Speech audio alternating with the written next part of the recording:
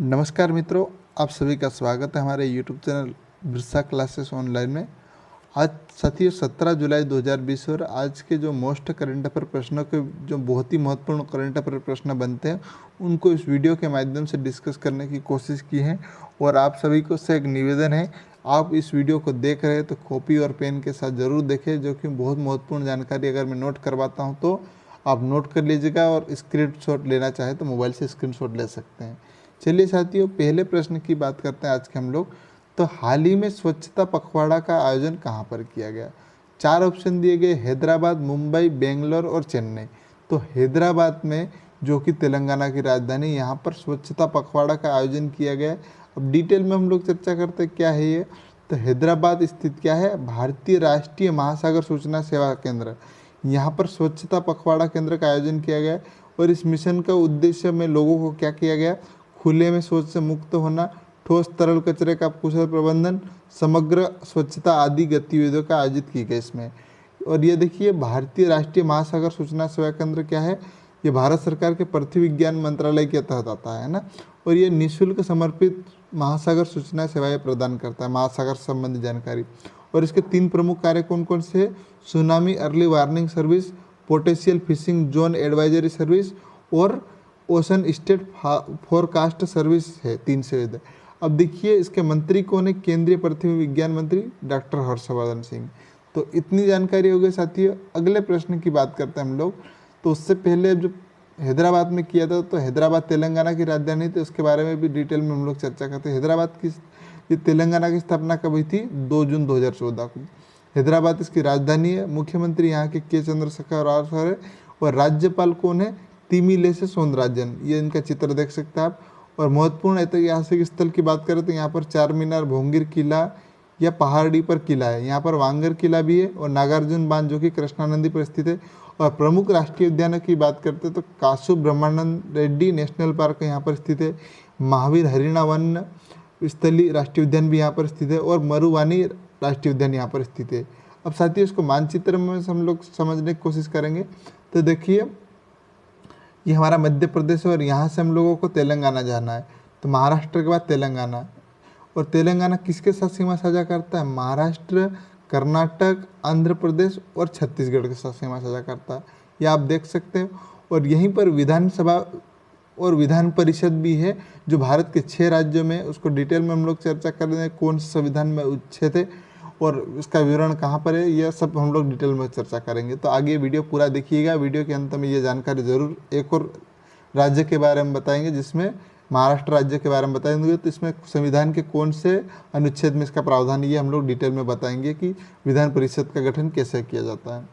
साथियों, अगले प्रश्न की बात करते हैं। एडीबी ने किसे अपना नया उपाध्यक्ष नियुक्त किया है? 4 ऑप्शन दिए गए, अशोक लवासा, राजीव कुमार, राजन और उर्जित पटेल। तो देखिए, ये अशोक लवासा साहब है, इनको एडीबी ने अपना नया उपाध्यक्ष नियुक्त किया है। अब ये कौन है, इनको डिटेल में हम लोग चर्चा करते हैं। तो एशियाई विकास बैंक यानी एशियन डेवलपमेंट बैंक द्वारा मौजूदा चुनाव आयुक्त कौन है? अशोक लवासा को। ये देखिए, भारत के मुख्य चुनाव आयुक्त हैं, इनको एडीबी का नया उपाध्यक्ष नियुक्त किया है। और वो दिवाकर गुप्ता का स्थान लेंगे, जिनका कार्यकाल कब समाप्त हो रहा? 31 अगस्त को समाप्त हो रहा। ये हरियाणा कैडर के 1980 बैच के सेवानिवृत्त IAS अधिकारी है। वो लवासा जनवरी 2018 को मुख्य चुनाव आयुक्त के रूप में नियुक्त किया गया था, जनवरी 2018 में। और लवासा सर कार्यकाल पूरा होने से पहले चुनाव आयोग से पद से हटने वाले दूसरे आयुक्त होंगे। इससे पहले कौन है? 1973 में मुख्य चुनाव आयुक्त कौन थे? नागेंद्र सिंह ने अपना कार्यकाल पूरा होने से पहले इस्तीफा दे दिया था, क्योंकि जो अंतर्राष्ट्रीय न्यायालय है, जिसके मुख्यालय कहाँ पर? हेग में, उनको न्यायाधीश की नियुक्ति दी गई थी, जिसके कारण उन्होंने इस्तीफा दे दिया था। तो दूसरे कौन है? अशोक लवासा, जो कि अपने मुख्य चुनाव आयुक्त के पद से इस्तीफा दिया था। अगले प्रश्न की बात करते हैं। आप साथियों चाहो तो आप इसका स्क्रीनशॉट ले सकते हैं। तो देखिए, स्क्रीनशॉट ले सकते लीजिए। अगला प्रश्न की बात करते हैं, हम लोग चर्चा करते हैं। तो उससे पहले आप देखिए, एशियाई विकास बैंक ने स्थापना, इसके उपाध्यक्ष किया इनको नियुक्त। तो इसका इंग्लिश नेम क्या है? Asian development bank. अध्यक्ष कौन है? मात्सुगु अस्कावा। मुख्यालय क्या है? मांडुयांग, फिलीपींस में। इसकी स्थापना कब हुई थी? 19 दिसंबर 1966 की। अब देखिए, सदस्य देश कितने हैं? 67। स्थापना के समय 31 देशों की हुई थी, सदस्य देश थे। अब इसके पास कितने देश है? 67 देश, और 48 एशिया और पैसिफिक देश है, और 19 बाहरी सदस्य देश है जो कि एशिया से नहीं है। एडीबी का प्रारूप काफ़ी हद तक वर्ल्ड बैंक के आधार पर, देखिए जो विश्व बैंक है उसी के आधार पर इस बैंक का निर्माण भी किया गया है। तो यह इतनी जानकारी हो गई। अगले प्रश्न की बात करते हैं हम लोग। तो एरो स्पेस एवं रक्षा विनिर्माण प्रौद्योगिकी सम्मेलन के कौन से संस्करण का आयोजन किया गया हाल ही में? देखिए 4वें, 5वें, 6वें, 7वें। तो 5वें संस्करण का जो एरो स्पेस एवं रक्षा विनिर्माण प्रौद्योगिकी सम्मेलन के 5वें संस्करण का आयोजन किया गया। अब ये कहाँ किया गया इसको डिटेल में हम लोग चर्चा करते हैं। तो राज्य मंत्री श्रीपद येसो नायक ने एरोस्पेस रक्षा विनिर्माण प्रौद्योगिकी सम्मेलन के 5वें संस्करण का उद्घाटन किया है। और ये इसका सम्मेलन का क्या है? आत्मनिर्भर भारत मिशन के साथ शुरू किया गया। भारत को सशक्त बनाने के लिए आयोजित किया जाएगा। इसका विषय यह था, क्या था? आत्मनिर्भर भारत मिशन। इसे Tamil Nadu development and promotion centre TNTDPC, society of Indian defence manufacturers SIDM और भारत उद्योग परिसंघ द्वारा संयुक्त रूप से आयोजित किया गया था ये 5वें संस्करण के।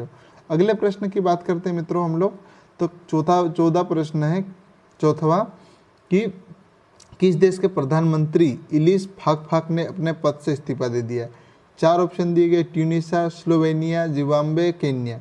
तो देखिए ये इलिस फाकफाक है, यह ट्यूनिशिया के प्रधानमंत्री थे, इन्होंने अपने पद से इस्तीफा दे दिया। ये क्यों दिया इसको डिटेल में हम लोग चर्चा करते हैं। तो देखिए ट्यूनिशिया के प्रधानमंत्री इलिस फाकफाक ने अपने राष्ट्रपति को इस्तीफा दे दिया है, और उनका इस्तीफा एक मुहिम के बाद आया जिससे उन्हें विश्वास मत हासिल करने के लिए देश में संस्थानों के बीच बढ़ रहे संघर्ष के बचने के लिए दिया गया। उन पर वर्तमान में उन कंपनियों के साथ संबंध के आरोप में भी जांच चल रही है जिन्हें सरकारी ठेके दिए गए थे। अब देखिए ये कब बने थे? 2020 जनवरी में ही इनको प्रधानमंत्री नियुक्त किया था ट्यूनिशिया का। अब ट्यूनिशिया के पद प्रधानमंत्री के पद से इस्तीफा दिया था। ट्यूनिशिया के बारे में देखते हैं हम लोग। तो देखिए ट्यूनिशिया का अफ्रीकन कंट्री है, अफ्रीकन। इसके राष्ट्रपति कौन है? केस सैयद। ट्यूनिसिया यहाँ की राजधानी है, और दिनार यहाँ की मुद्रा है। देखिए अफ्रीका महाद्वीप एक देश है, यहाँ अफ्रीका महाद्वीप में यह देश है, यहाँ पर देख सकते हैं आप, ये यहाँ पर ये ट्यूनिशिया, ये लीबिया, अल्जीरिया के साथ सीमा साझा करता है, और इधर समुद्र के साथ सीमा साझा करता है। तो इतनी जानकारी हो गई साथियों। अगली बात करते हैं हम लोग। तो स्पोर्ट्स अड्डा के नए ब्रांड एम्बेसडर किससे नियुक्त किया है? 4 ऑप्शन दिए गए, Ricky Ponting, Dale Steyn, Brett Lee, Bhuvneshwar Kumar. तो ब्रैटली को जो ऑस्ट्रेलिया के खिलाड़ी है, गेंदबाज थे, पूर्व गेंदबाज, इनको स्पोर्ट्स अड्डा के नए ब्रांड एम्बेसडर नियुक्त किया है। अब ये क्या क्या इसमें क्या काम करेंगे इनको डिटेल में हम लोग चर्चा करते हैं। तो पूर्व ऑस्ट्रेलियाई तेज गेंदबाज और क्रिकेट दिग्गज ब्रैटली को स्पोर्ट्स अड्डा ने अपना नया ब्रांड एम्बेसडर नियुक्त किया है। और ये एक भारतीय समाचार और सूचना प्लेटफॉर्म है स्पोर्ट्स अड्डा, जो क्रिकेट, फुटबॉल और कबड्डी से जुड़ी सभी ताज़ा जानकारी को अपडेट और आंकड़े प्रदान करता है। तो इसी का ब्रांड एम्बेसडर किसे नियुक्त किया? ब्रैटली को।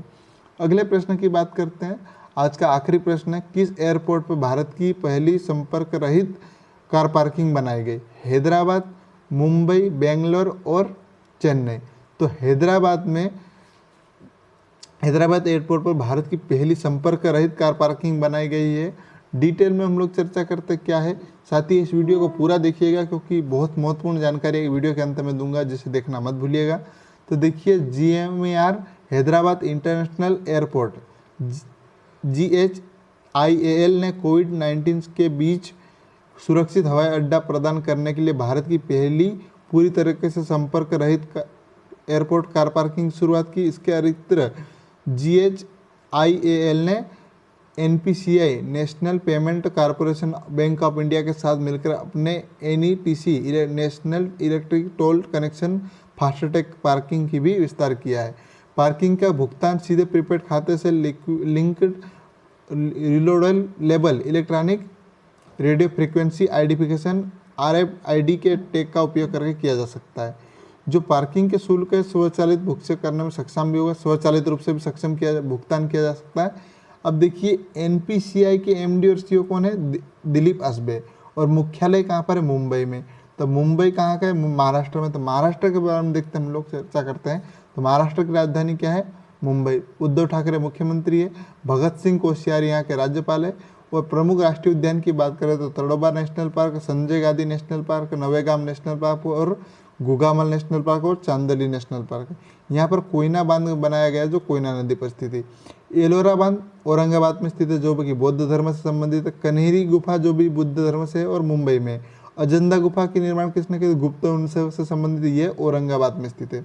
एलिफेंटा गुफा कहाँ पर है? मुंबई में, जिसका निर्माण कौन कर? राष्ट्रकूटों ने। अब देखिए लोकसभा की कितनी सीटें हैं? 48 सीटें, राज्यसभा की 19, विधानसभा की 288 और विधान परिषद साथियों बहुत महत्वपूर्ण है। और यहाँ के मुख्यमंत्री विधान परिषद के सदस्य हैं, क्योंकि विधानसभा के उपचुनाव कहीं सीट खाली नहीं होने के कारण विधान परिषद के सदस्य बने। और अब देखिए यहाँ पर विधान परिषद है, तो विधान परिषद का गठन किसके संविधान के कौन से अनुच्छेद में किया गया है, इसको डिटेल में हम लोग चर्चा करते हैं। तो संविधान के 169, 171 1, 171 2 में विधान परिषद के गठन का प्रावधान है। विधानसभा में उपस्थित इसका गठन किस प्रकार होता है? देखिए 2/3 बहुमत से पारित प्रस्ताव को केंद्रीय संसद में भेजा जाता है ना, और तत्पश्चात 171 2 के अनुसार लोकसभा और राज्यसभा साधारण बहुमत से प्रस्ताव पारित करती है। और जैसे ही राष्ट्रपति के हस्ताक्षर हो जाते हैं उसे उनके पास भेजा दिया जाता है। इसके बाद हस्ताक्षर होने के बाद विधान परिषद के किसी राज्य में गठन की मंजूरी मिल जाती है। इसके सदस्य का कार्यकाल 6 वर्षों का होता है, लेकिन प्रत्येक 2 वर्ष बाद 1/3 सदस्य रिटायर हो जाते हैं। साथियों आप चाहो तो इसका भी स्क्रीनशॉट ले सकते हैं, क्योंकि बहुत महत्वपूर्ण जानकारी है। अब विधान परिषद किन किन राज्यों में, इसको डिटेल में हम लोग और चर्चा करते हैं। देखिए यहाँ पर उत्तर प्रदेश है, बिहार है, महाराष्ट्र है, कर्नाटक है, तेलंगाना और आंध्र प्रदेश में, इन 6 राज्यों में इनका विधान परिषद का गठन है। पहले जम्मू कश्मीर में भी था, क्योंकि ये केंद्र शासित प्रदेश बन चुका है, तो इसके कारण यहाँ से हटा दिया गया है। तो साथियों वीडियो को यहीं समाप्त करते हैं। वीडियो पसंद आया तो लाइक और शेयर जरूर करें। धन्यवाद। जय हिंद, जय भारत।